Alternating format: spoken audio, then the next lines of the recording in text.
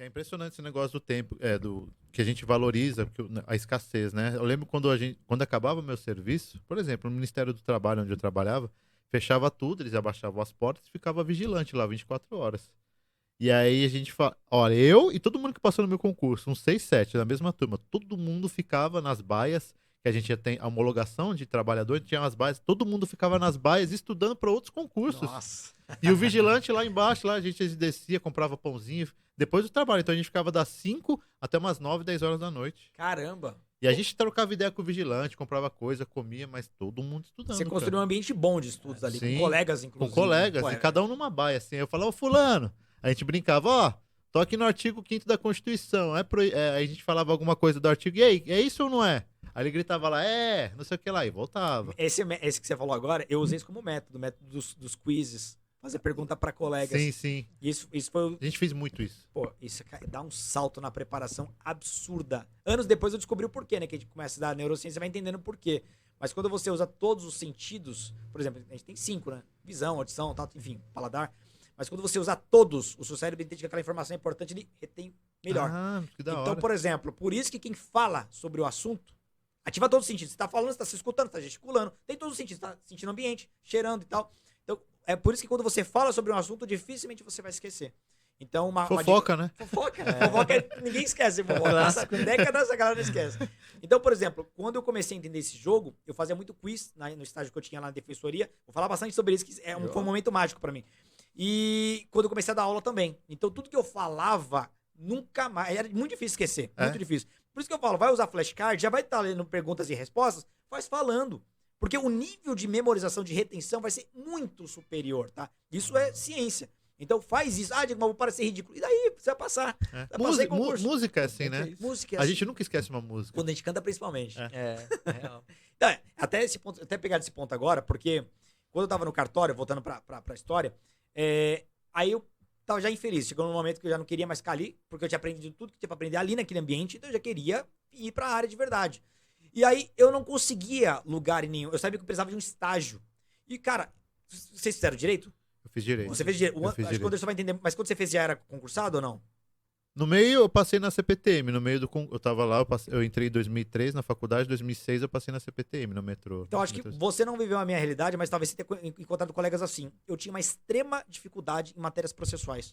Porque eu não enxergava aquilo, eu não entendia aquilo. Pra mim era muito abstrato. Pra mim foi uma das piores também. Então você também. Processo civil, Cara, processo... eu olhava pro lado, os colegas que trabalhavam na área, faziam estágio, escritório, trabalhavam em TJ, esses caras pra eles parecia que estavam falando a língua deles, era a coisa mais óbvia do mundo. E a professora falava lá embargo de execução, prazo peremptório. Eu falei, caramba, velho. Que é isso, cara? Eu sou alfabetizado. Eu deveria saber. E aquilo me dava uma angústia. Então eu percebi que eu precisava de um estágio. Tava nem ligando pra remuneração. Ah, do estágio. Mas eu fiz estágio no primeiro semestre, já fiz estágio na Receita Federal, depois fui fazer estágio na Prefeitura de São Paulo. Passei nesses dois ainda. Te ajudou, pelo menos na área tributária te ajudou. Me ajudou. Ah, imagino. Porque eu não tinha nada disso. Eu não tinha ninguém na família que era do direito. Não tinha nenhum colega que era do direito. Não tinha ninguém pra me indicar do zero, não sabia nada.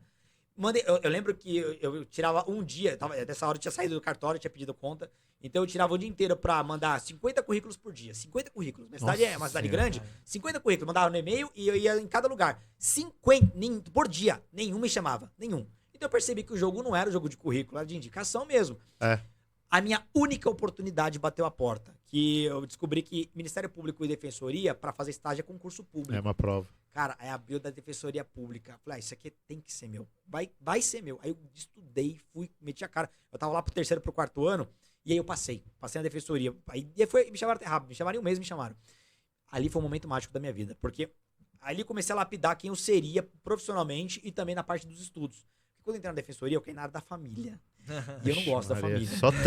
Só treta pra resolver. Eu sou criminalista e eu atuei muito como advogado pra defesa das vítimas. Eu atuei muito como assistente de acusação. Eu nunca me dei bem pra defender. E na defensoria a gente só defende, né? Ali como é uma obrigação, eu tirava de letra. Mas particularmente eu não gosto. Então, e nada contra quem é defende tem que defender, senão vai ter condenação, mas tem que defender. Só qual que é o detalhe? A família pra mim era mais estressante do que a área criminal.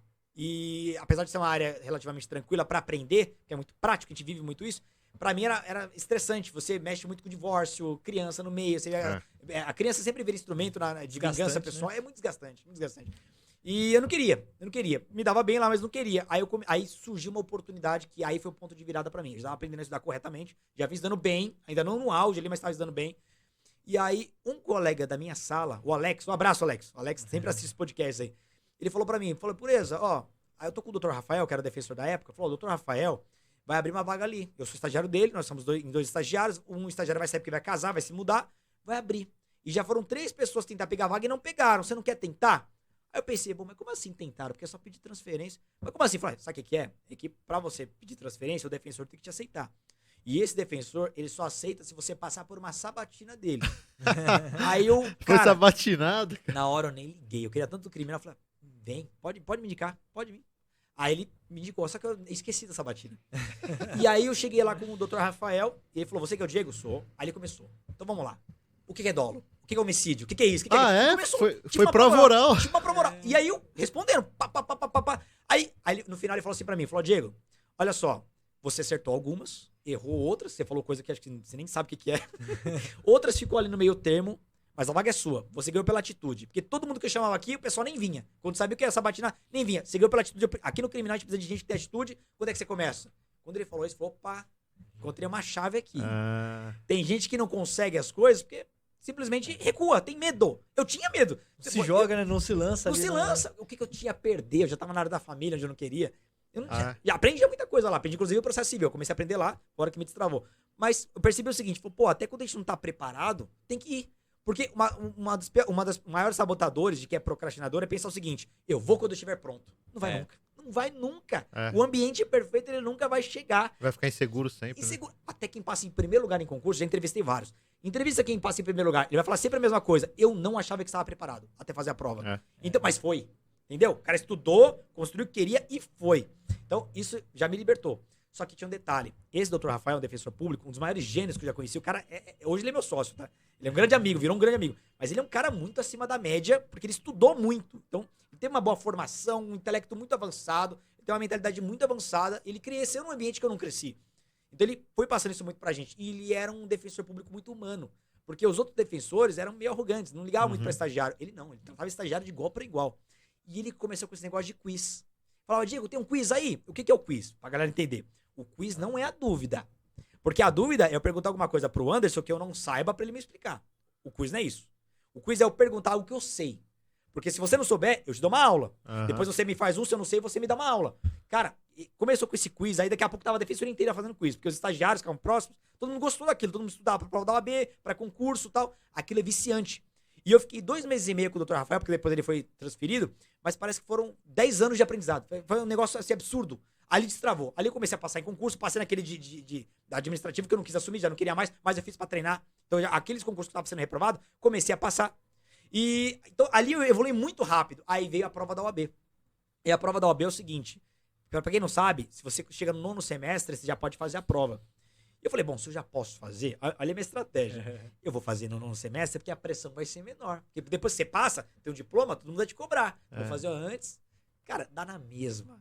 É um inferno do mesmo jeito. A hora que você vê seu nome escrito lá, o pânico é o mesmo, a pressão é a mesma, só que eu já sabia estudar. E o negócio dos quizzes me jogou muito pra frente. Eu não sabia, mas depois eu fui descobrir. O Dr. Rafael, ele estudava escondido pro Ministério Público do Rio. Então ele também usava o ambiente pra ele não parar de estudar até no horário de trabalho dele. Mas ele virou promotor? Ele hoje é promotor do Rio Ele de saiu de Janeiro. defensor pra promotor? Promotor de justiça. Nossa, cara. O salário aumentou bastante. Lógico. E a autonomia, a independência Era funcional. baixo aqui o salário do defensor. Agora que é Dos dois bom. lados. Na época já era bom, acho que já eram uns 14 mil, mas não se compara com o salário de Não, promotor. do Rio, Ainda mais do Rio. Rio e São Paulo É estão ganhando teto, muito bem. né?